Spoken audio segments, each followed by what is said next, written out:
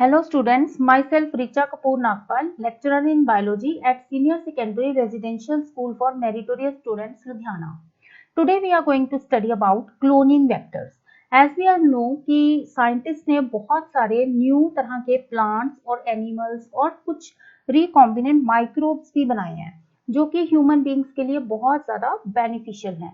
You will study about their applications in next chapter. Now अब वो organisms हमारे लिए बहुत ज़्यादा हेल्पफुल हैं, तो उनमें ये जो आउटसाइड डीएनए हम लोग डालते हैं वो किस तरह से डालते हैं, कौन से टूल्स उसके लिए हम लोग यूज करते हैं. उनमें से एक tool that is called as cloning vector, उसके बारे में हम लोग आज पढ़ने जा रहे हैं. नाउ इन दिस प्रेजेंटेशन हम लोग क्या स्टडी करेंगे. फर्स्ट ऑफ ऑल हम स्टडी करेंगे क्लोनिंग वेक्टर क्या होता है. देन सबसे पहला क्लोनिंग वेक्टर जो आर्टिफिशियली बनाया गया था from E coli that is PBR322, हम इसके बारे में स्टडी करेंगे. उसके बाद हम फीचर स्टडी करेंगे कि what are the essential features of a cloning vector, क्या होना चाहिए एक अच्छे क्लोनिंग वेक्टर में. फिर हम इंसर्शनल इनएक्टिवेशन का कंसेप्ट भी करेंगे. देन हम स्टडी करेंगे कि क्रोमोजेनिक सब्सटेंस को कैसे यूज किया जाता है as a selectable marker. Then will study कि प्लांट्स एंड एनिमल्स में किस तरह से क्लोनिंग वेक्टर यूज किया जाता है, मतलब कौन से क्लोनिंग वेक्टर्स होते हैं जो प्लांट्स और एनिमल्स के लिए यूज करते हैं. Then last of all will summarize all the main concepts और फिर हम कुछ इंपॉर्टेंट क्वेश्चंस भी इस पार्ट में से डिस्कस करेंगे. Now first of all let's talk about the meaning of cloning vector. अब क्लोनिंग वेक्टर क्या है. डीएनए जो यूज किया जाता है for the transferring a fragment of foreign DNA. अभी हमने बात की है कि फॉरेन डीएनए हम एक न्यू ऑर्गेनिज्म में इंट्रोड्यूस करते हैं. नाउ जिस डीएनए को कैरियर की तरह यूज किया जाता है उस फॉरेन डीएनए को होस्ट में डालने के लिए उसे हम लोग बोलते हैं क्लोनिंग वेक्टर. सो क्लोनिंग वेक्टर को हम लोग वेहिकल डीएनए या जीन कैरियर भी बोलते हैं. रीजन इज दिस कि ये ट्रांसफर कर रहा है डीएनए को और जीन को कैरी कर रहा है, इसलिए उसे जीन कैरियर बोलते हैं क्योंकि DNA again it is forming a gene जिसे हम ट्रांसफर कर रहे हैं. Now this vectors they may B plasmids. हमें पता है बैक्टीरियाज में प्लाज्मिड्स होते हैं, हम उन्हें भी वेक्टर की तरह यूज कर सकते हैं. There are viruses called bacteriophages, उनको भी यूज किया जाता है कई जगह पर. देन यीस्ट आर्टिफिशियल क्रोमोसोम्स, ये क्रोमोसोम्स डेवलप किए जाते हैं जिससे हमें यीस्ट में रिकॉम्बिनेंट डीएनए डाला जाता है. ऐसे बैक्टीरियल आर्टिफिशियल क्रोमोसोम्स हैं, ये बनाए जाते हैं for this vector for this cloning as a cloning vector for bacteria, जिसमें हम बैक्टीरियाज में करते हैं रिकॉम्बिनेशन. नाउ जो सबसे ज्यादा कॉमन यूज किए जाते हैं cloning vectors they are the plasmids. उनमें हम सबसे कॉमनली यूज करने वाले वेक्टर्स को हम लोग प्लाज्मिड्स कहते हैं. दिस आर वेरी प्रेफर्ड और कॉमनली यूज करते हैं. And viruses also, some of the viruses they are also, क्योंकि हमें पता है वायरसेस जो हैं वो जब अपने होस्ट के अंदर जाता है तो वो वहां पर उसकी मशीनरी को यूज करके उसे अपनी कॉपीज बनाता है. तो प्लाज्मिड भी इंडिपेंडेंट है, अपने क्रोमोसोम जो मेन क्रोमोसोम है उससे अलग डीएनए है जो अपने आप रेप्लिकेट करता है. तो इन दोनों में क्या खासियत है कि ये अपने आप रेप्लिकेट करते हैं independent of the chromosome DNA. जो मेन डीएनए है उसके इंडिपेंडेंटली ये अपने आप जो है अपनी कॉपीज बना लेते हैं. That is why they are commonly preferred, हम इन्हें इसलिए प्रेफर करते हैं. और नेचुरली मॉडिफाइड जो प्लाज्मिड्स हैं उनको मॉडिफाई कर लेते हैं हम to serve as vectors in our laboratory. अब इसमें हम प्लाज्मिड वेक्टर्स की बात करते हैं. Now first of all plasmids जो हैं they were discovered by William Hayes and Joshua Lederberg. इन्होंने 1952 में प्लाज्मिड्स की डिस्कवरी की. और हमें पता है कि प्लाज्मिड्स क्या हैं, दे आर एक्स्ट्रा क्रोमोसोमल. आप यहाँ देख सकते हैं इस डायग्राम में, this is the main chromosome of the bacteria, bacterial DNA लिखा है इसे, और यहाँ पर ये हमारे पास प्लाज्मिड्स हैं. तो ये इस मेन क्रोमोसोम से अलग जो है वो डीएनए है और ये डबल स्ट्रैंडेड डीएनए है जो कि सेल्फ रेप्लिकेट करता है, अपने आप इसमें रेप्लिकेशन होती है. यूजुअली ये सर्कुलर होता है और ये कुछ ना कुछ प्रॉपर्टीज देता है उस सेल को जिसके अंदर ये प्रेजेंट है. It is responsible for some traits. जैसे मान लीजिए अब इस प्लाज्मिड के ऊपर कोई जीन है जो उसे एंटीबायोटिक से रेजिस्टेंस दे रहा है, तो यहाँ पर क्या हो गया, ये ट्रेट उस बैक्टीरिया में आ गया कि वो पर्टिकुलर एंटीबायोटिक से रेजिस्टेंट है। नाउ प्लाज्मिड्स जो हैं they may be present in 1 or 2 copies या even 50 to 100 copies of plasmids may be there in the bacteria. और ये नेचुरली मॉडिफाई जो ऑकरिंग प्लाज्मिड्स हैं, हम लोग इनको मॉडिफाई कर लेते हैं, हम लोग इनको चेंज कर लेते हैं ताकि ये हमारे लिए वेक्टर का काम करें इन द लेबोरेटरी। और यहाँ पर ये क्या करते हैं, ये हमारे जीन ऑफ इंटरेस्ट को लेके जाते हैं टू द होस्ट ऑर्गेनिज्म जिसके अंदर ये प्लाज्मिड डाला जाता है। अब कॉमनली जो हम यूज करते हैं जो बहुत वर्सेटाइल है, मतलब जिसमें एडजस्टमेंट हो सकती है, इजीली उसे चेंज किया जा सकता है, that vector is PBr322. It is an ideal plasmid vector. इसे काफी अच्छा माना जाता है as a plasmid vector. Now let's talk about this PBr322. ये first cloning vector है that was developed by Bolivar and Rodriguez. तो ये फर्स्ट बनाया था बॉलिवर एंड रॉड्रिग्विज ने इन 1977। इन्होंने 1977 में ये क्लोनिंग वेक्टर कंस्ट्रक्ट किया था फ्रॉम ई कोलाई। अब इसमें P जो है स्मॉल p दैट डिनोट्स कि इट इज अ प्लाज्मिड, ये प्लाज्मिड है इसलिए इसके नेम में P है। And BR stands for the name of the scientist जिन्होंने इसे बनाया है, बोलाइवर एंड रॉड्रिग्वेज, इनका नेम पे BR है। And 322 is the number given to distinguish it from other plasmids. उसी लेबोरेटरी में जहां इसे बनाया गया है वहां पर कई और प्लाज्मिड्स जो हैं वो बनाए गए हैं, तो इसको नंबर दिया है on the basis of its difference कि ये नंबर 322 है या ये नंबर 328 है, इस तरह से अलग अलग नंबर असाइन किए गए हैं। तो 322 is the number which is given to this plasmid. So this is the structure. अब इसके ऊपर कौन कौन से पार्ट्स हैं, जैसे हम यहाँ देख सकते हैं, यहाँ पर ओरिजिन ऑफ रेप्लिकेशन है, देन यहाँ पर कुछ ये जो है हमारे एंजाइम्स हैं उनकी साइट्स को लेबल किया हुआ है हमने, ये क्लीवेज साइट्स बोलते हैं हम इनको। और इसके अलावा यहाँ पे ये जीन दिखाए हैं, जैसे ये टेट्रासाइक्लिन रेजिस्टेंट जीन है, इधर एम्पिसिलिन रेजिस्टेंट जीन है, तो ये अलग अलग तरह के इसके ऊपर जीन्स हैं। अब हम इसी प्लाज्मिड की हेल्प से हम लोग स्टडी करेंगे कि जो क्लोनिंग वेक्टर है उसमें कौन से फीचर्स होने चाहिए। क्लोनिंग वेक्टर्स में कुछ खास फीचर्स का होना बहुत जरूरी है to act as a cloning vector. सबसे पहली चीज उसमें ओरिजिन ऑफ रेप्लिकेशन होना चाहिए। वी नो कि जब डीएनए रेप्लिकेट करता है तो एक पर्टिकुलर पॉइंट से रेप्लिकेशन स्टार्ट होती है, that is called as origin of replication. तो अगर प्लाज्मिड में ओरिजिन ऑफ रेप्लिकेशन नहीं होगा तो उसकी कॉपीज नहीं बनेगी। हम जब उस प्लाज्मिड को किसी ऑर्गेनिज्म के अंदर डालेंगे तो वहां पर उसकी कॉपीज नहीं बनेंगी, so it is very important. Then there should be selectable markers, मतलब हमें पता कैसे लगेगा कि प्लाज्मिड उसमें चला गया है और उसमें रिकॉम्बिनेशन हो चुका है, मतलब वो सेल अब चेंज हो चुका है, ये कैसे पता लगेगा? उसके लिए सिलेक्टेबल मार्कर्स होते हैं, हम इनको एक एक करके डिस्कस करते हैं हमें। Then third is cloning sites. Cloning sites are the recognition site, मतलब अब जैसे हमारे रिस्ट्रिक्शन एंजाइम है वो कहाँ पर कट करेंगे, हाउ विल दे रिकॉग्नाइज कि कहाँ पर उन्होंने कट करना है और जीन को लेटर ऑन वहां पर इंसर्ट किया जाएगा। Now with the help of PBr322 अब हम ये सारे पॉइंट समझते हैं। Like first is origin of replication. अब आप यहाँ देख सकते हैं इस प्लाज्मिड में इस जगह पर हमारा ओरिजिन ऑफ रेप्लिकेशन है। ये क्या है? डीएनए बेसिस का सीक्वेंस है जहां पर रेप्लिकेशन स्टार्ट होती है, इनिशिएट होती है। और प्रोकैरियोट्स में हमें पता है कि there is one origin of replication, but in eukaryotes there have many points of origin of replication.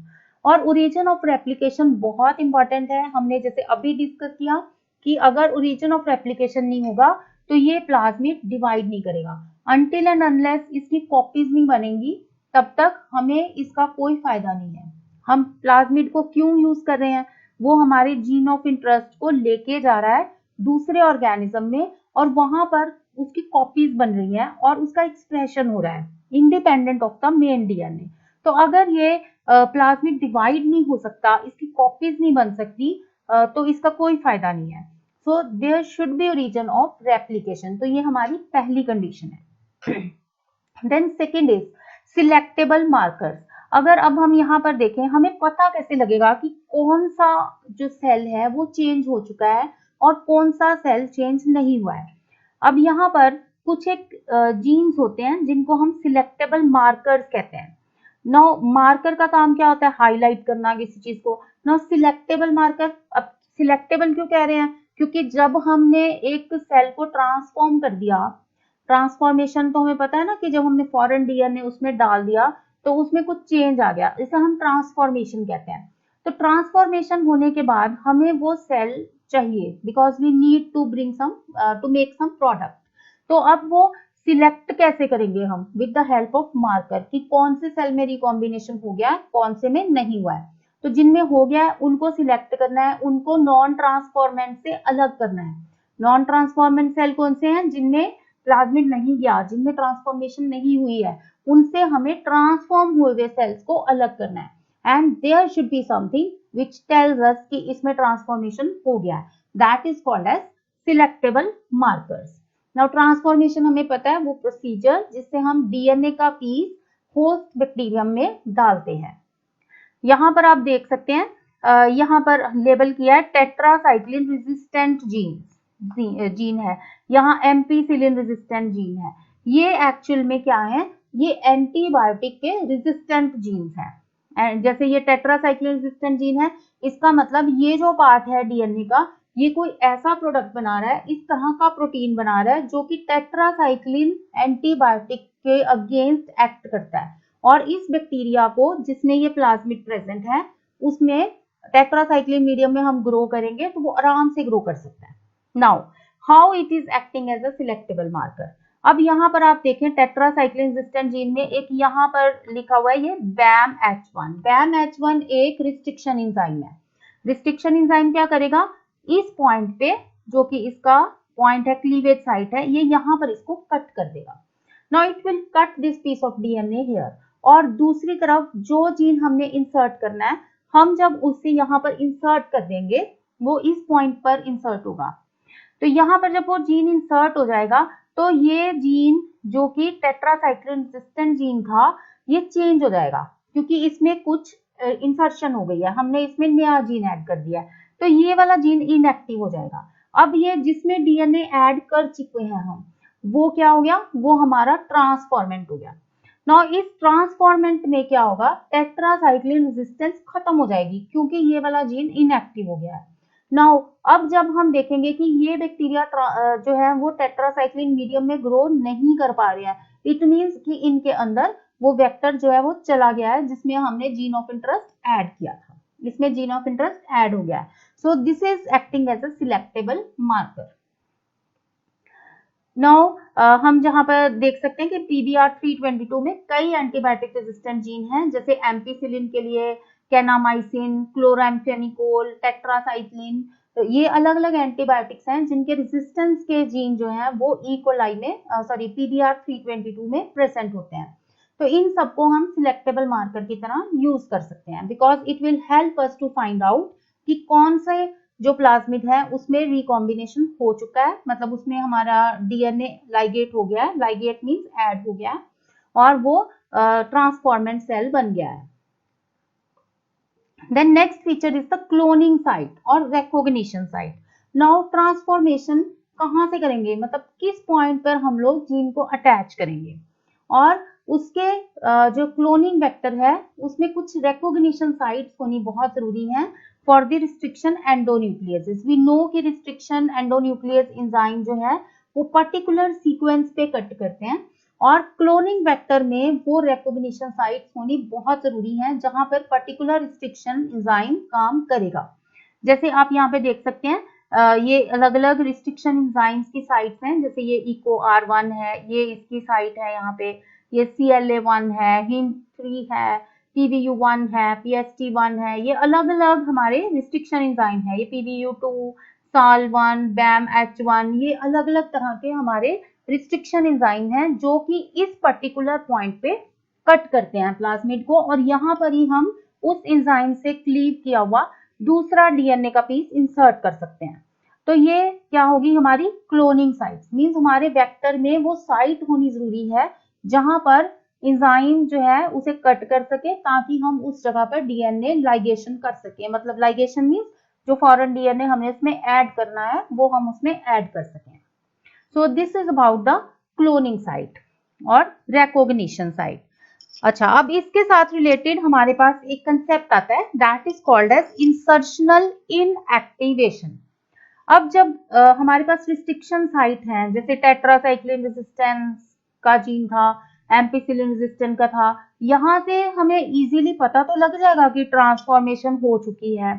लेकिन जब हमने बात की, जैसे यहाँ पर हमने मान लीजिए टेट्रासाइक्लिन रेजिस्टेंट जीन में BAM-H1 मान लीजिए हमने एंजाइम यूज किया, तो इस जगह पर BAM-H1 ने इस डीएनए को कट कर दिया, क्योंकि यहाँ पर अब ये डीएनए एक जीन बना रहा था। कौन सा जीन था? Tetracycline resistant gene. और इसके बीच में हमने नया डीएनए ऐड कर दिया। अब नया डीएनए ऐड होने से इसका सारा सीक्वेंस ब्रेक हो गया। तो अब ये जो प्रोटीन पहले बना रहा था, अब ये वो प्रोटीन नहीं बना पाएगा। मींस इसमें टेट्रासाइक्लिन की रेजिस्टेंस खत्म हो गई है। अब ये जीन जो है वो इनएक्टिव हो चुका है। इनएक्टिव क्यों हो गया? Because of the insertion. ठीक है जी, तो ये इनएक्टिव हुआ due to insertion in the coding sequence. Coding sequence में इंसर्शन के कारण ये इनएक्टिव हो गया। So this is called as insertional inactivation, क्योंकि हमने यहाँ पर इंसर्शन की थी। सिमिलरली यहाँ पर हम एम्पिसिलिन रेजिस्टेंस की बात करें, मान लीजिए हम यहाँ पर PDU1 को यूज कर रहे हैं, यहाँ पर इंजाइम ने इसको कट कर दिया और यहाँ पर हमने लाइगेशन कर दी, फॉरेन डीएनए बाद में यहाँ पर ऐड कर दिया। Now it will change the sequence of this gene, और जब ये mRNA बनाएगा या प्रोटीन बनाएगा तो प्रोटीन डिफरेंट बनेगा, और different protein it will not act as ampicillin resistance gene. तो ये जीन इनएक्टिव हो गया। अब इंसर्शन की वजह से जब कोई जीन इनएक्टिव हो जाता है तो हम उसे क्या बोलते हैं? इंसर्शनल इनएक्टिवेशन, क्योंकि उसका कोडिंग सीक्वेंस में इंसर्शन हो गई है और वो चेंज हो गया है। इंसर्शन हमें पता है कि जब हम बाहर से कोई डीएनए ऐड करते हैं, कुछ बेस पेयर्स ऐड कर देते हैं, तो हम उन्हें इंसर्शन कहते हैं, और इंसर्शन होने से इनएक्टिवेशन हो जाती है, वो जीन प्रॉपर वर्क नहीं करता। Now next is regarding alternative selectable marker. अब जब इंसर्शनल इनएक्टिवेशन होने लगी तो रिकॉम्बिनेंट्स को सिलेक्ट करना बहुत मुश्किल हो गया, क्योंकि हमें चेक करना पड़ता था, दो जगह पर अलग अलग प्लेटिंग करनी पड़ती थी कि डिफरेंट एंटीबायोटिक्स यूज करके कि उसमें जो है वो हो गई है कि नहीं, इंसर्शन ट्रांसफॉर्मेशन हो चुकी है कि नहीं। तो ये बहुत ही ज्यादा हेक्टिक काम था। तो उसे देखते हुए एक ऑल्टरनेटिव सिलेक्टेबल मार्कर डेवलप किया गया, जो कि ट्रांसफॉर्मेंट यानी कि जिसमें इंसर्शन हो गई है, और नॉन ट्रांसफॉर्मेंट जिसमें इंसर्शन नहीं हुई है, उन दोनों को डिफ्रेंशिएट कर सके।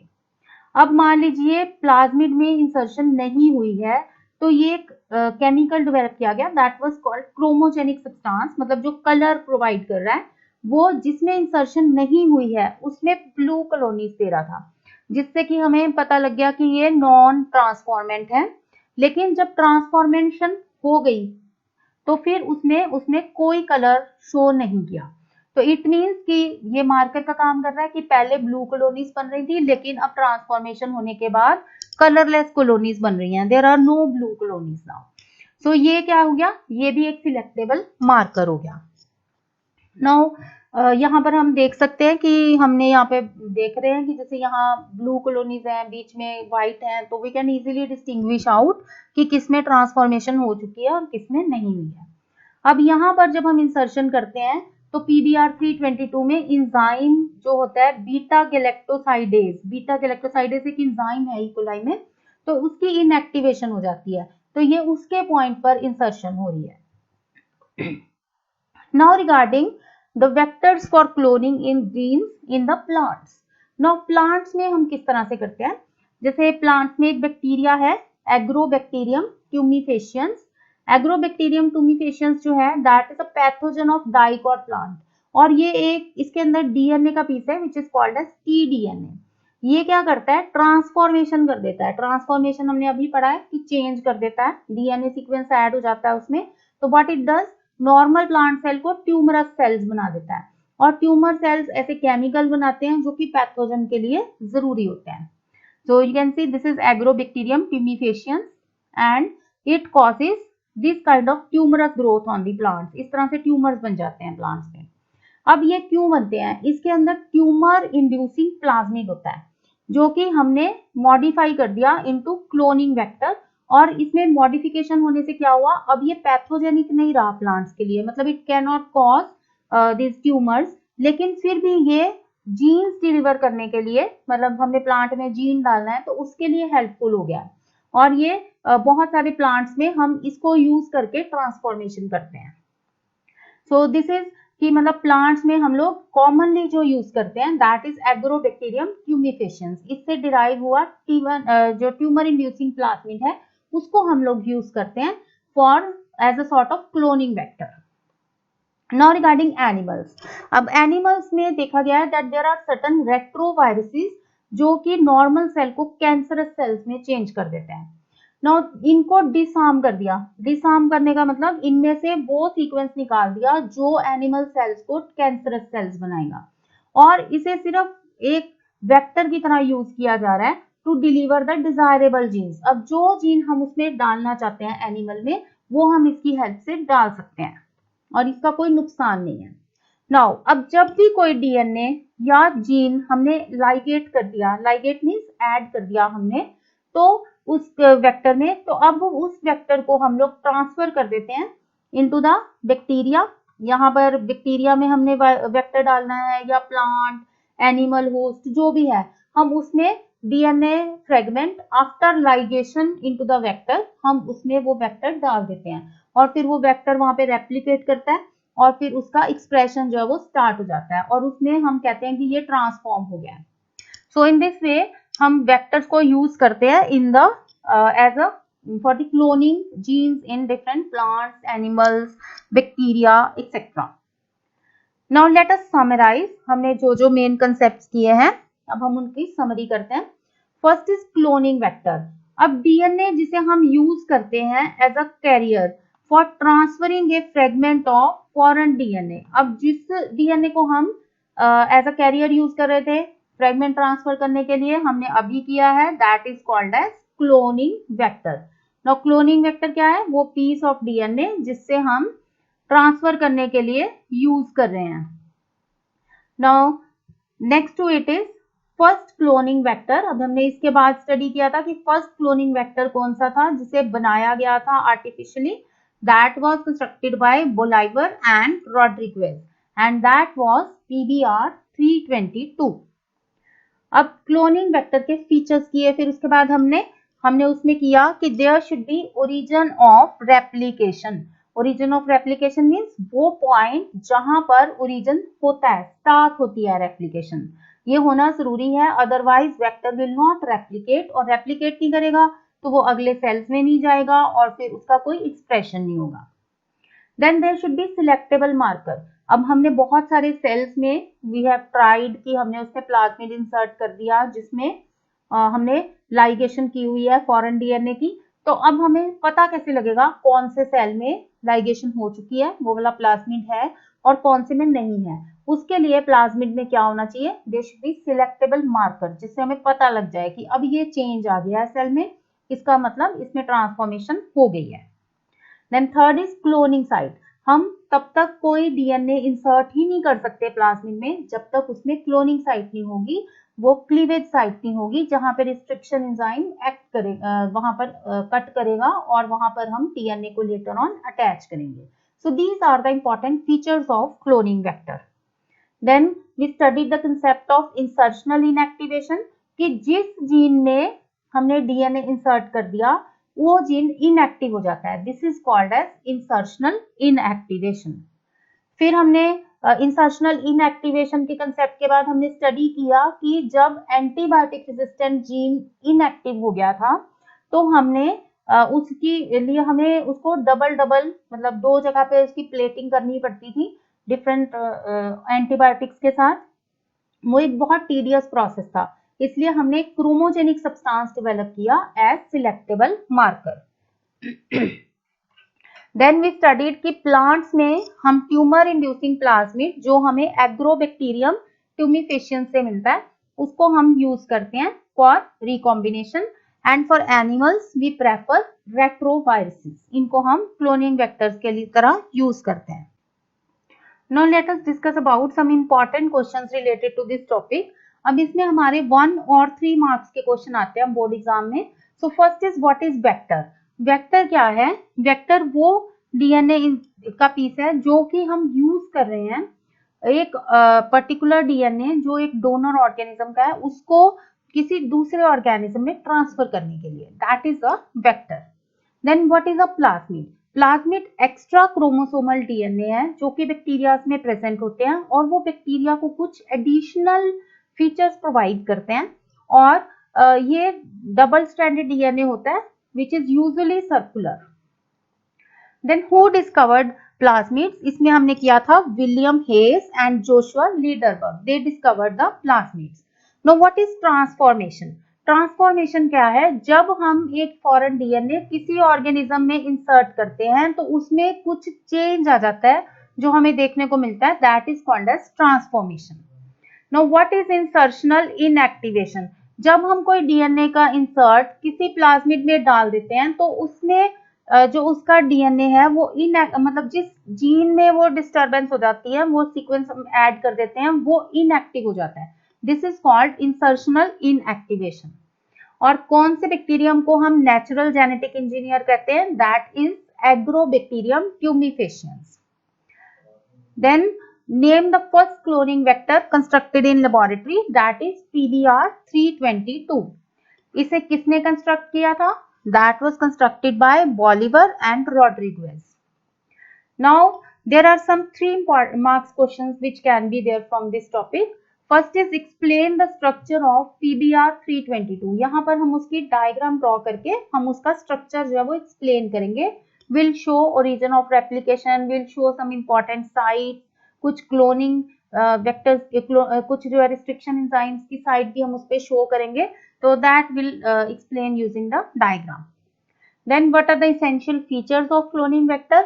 इसमें हमारे तीनों फीचर्स हमने देने हैं, like first is origin of replication, then selectable marker और फिर तीसरा दैट इज क्लीवेज साइट या क्लोनिंग साइट जहां पर हमारे रिस्ट्रिक्शन एंजाइम अटैच होते हैं। So these are the different features of cloning vector. ये सारे पॉइंट्स हम उसमें देंगे।